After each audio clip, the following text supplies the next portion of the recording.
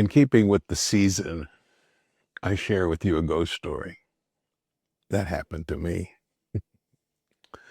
It's 1980. I am the director of the United Methodist Campus Ministry for Pan American University in Edinburgh, Texas.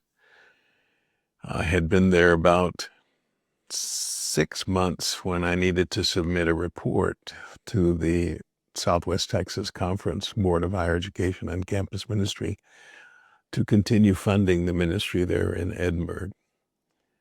This required me typing out a report and then taking it back to my office at the Campus Ministry Center on West Kuhn Street in Edinburgh. That was a fabulous building. The United Methodist Campus Ministry had a lot of its own, and my predecessor had placed the trailer home there, but that proved ineffective, and the trailer house got old and dangerous, and so he made arrangements to rent space for an office and also for programming, meetings, cookouts, Bible studies with the Catholic Diocese of Brownsville at that Campus Ministry Center on West Kuhn Street. The rumor was that at the dedication of the building, or in the initial use of that building, which was a multi-purpose building that had an upstairs and downstairs. It was a two-story building. The upstairs were initially designed to be like little rooms, residential rooms for priests. And when priests failed to materialize, they turned them into offices. So my office was the first office on the west side of the building. There was a staircase leading up to the second floor, divided by railings. And if you turned right, you were on the east side of the building. If you went left, you were at the office where I had. First office was mine. And downstairs, being a multi-purpose building, you could have 3 classrooms, 101, 102, and 103. You could also take down or spread out the accordion type walls and have a big ballroom type space for lectures, dances, what have you. And the rumor was that in room 102, I believe it was, in the initial days of its use, that a Father James Ryan had died in that classroom. And students and other building tenants reported noises in 102 at different parts of the day. I didn't think much of it. 102 was the room that could really turn pitch black. The only door leading into 101 or 102, if you placed a towel on it, it would get completely pitch black. You could not see your hand in front of you. My younger brother, down for a visit, was an avid photographer as well as a tax collector. He worked for the IRS. But he needed to change film, and he had highly sensitive film that needed an absolute pitch black setting in which to change the film. So I told him, room 102 is a place. I'll put a towel there on both sides. You put it on the inside, I'll put it on the outside. You won't see a thing.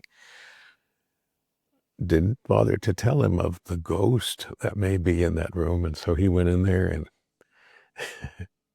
when he came out, he said, man, there was a lot of racket in that room in the one corner of the room. I said, oh yeah, I forgot to tell you that supposedly a priest died in that room. He goes, well, thanks a lot. Now you tell me. Anyway, I'm preparing this report, first report to that committee, and I really wanted to finish it before it got later. I had started kind of late. I was typing it at home. I needed to detail everything we were doing, the kind of budget we were looking at, and our formal budget request to this agency. We had our firstborn baby, who was sound asleep in her little bassinet next to the bed, and Mama was getting kind of sleepy, and I'm saying, no, you need to stay awake. You need to keep the baby awake. I don't want to go back to the building by myself. It's too creepy at night. And she said, well, I'll try. And before you know it, she was sound asleep. Baby was asleep. I said, oh, what a fool I am, a coward. I'm going by myself. Now, the building was designed in an awkward way, because you would come in the back door and there were no light switches near the back door. You could turn on the light in the kitchen, which was near the back door. And that light would help you not stumble over things till you could get to the main lobby area where you could turn on the lights, then go up the stairs. And then you had to go down to the end of the hallway to my right as you get to the second floor, turn on the light there, then head back to my office, get into my office, get a key. It was like a metal box in the ancient copying machines of the day. You would insert the key into the copier, and that way they would keep track of what to bill you for the number of copies you had made. It was a fabulous machine for the year. So I did that. I got the key, went over there, back down to the other end of the hallway, opened the door, went in, turned on the machine, let it warm up, put in the key, made my copies. As I'm heading back to my office, I had to go around. There's a railing.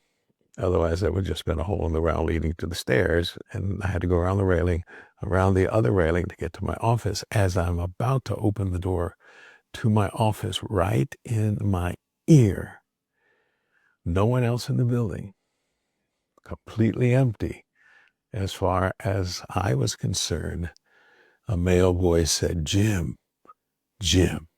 That's all I needed to hear. I opened the door, threw the key in, slammed the door, jumped over the railing, down the stairs, turning off the lights I could reach. Others, I said, nah, they're going to stay on all weekend. Because this was a Friday night. I needed to catch a plane out of Harlingen at like 5 a.m, good old Southwest, to get me to Austin for my meeting. And off I went. Got home, I was shaking as I told my wife, who was still half asleep. I said, I've had my first encounter with a ghost who called out his name, Jim, Jim.